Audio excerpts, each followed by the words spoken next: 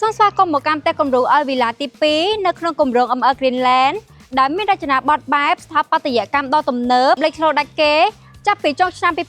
2024រហូតដល់ពាក់កណ្ដាលឆ្នាំ2025នេះបច្ចុប្បន្ននេះគម្រោង ML Greenland បានបន្ថែមការសាងសង់ផ្ទះគំរូថ្មីមួយបន្ថែមទៀតដើម្បីបំពេញតាមតម្រូវការរបស់អតិថិជន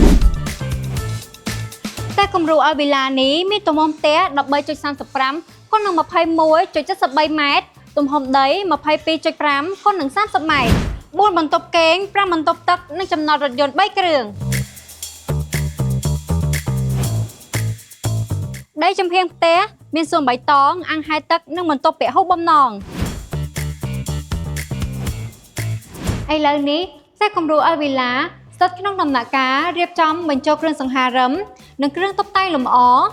ដើម្បីបន្ថែមប្រណិតភាពនិងសោភ័ណភាពផ្ទះឲ្យកាន់តែស្រស់ស្អាតចំណែកឯការ design layout ខាងក្នុងផ្ទះបែបបើកចំហទូលាយនិងស្រឡះល្អនេះគឺជា concept មួយដែលធ្វើឲ្យផ្ទះផ្សារភ្ជាប់ទំនាក់ទំនងយ៉ាងជិតស្និទ្ធរវាងជាន់ផ្ទាល់ដីនិងជាន់ទី1ហើយនៅខាងក្រៅផ្ទះសូមកុំភ្លេចរងចាំទស្សនាវីដេអូបន្ទាប់ជាវីដេអូផ្ទះគំរូដែលបានរៀបចំរួចរាល់ 100% ហើយបើសិនជាលោកអ្នកចង់ជាព័ត៌មានលម្អិតកាន់តែច្បាស់សូមកុំភ្លេចទំនាក់ទំនងមកកាន់យើងខ្ញុំឥឡូវនេះសូមអរគុណបុរី ML ធ្វើឲ្យជីវិតកាន់តែមានសុភមង្គល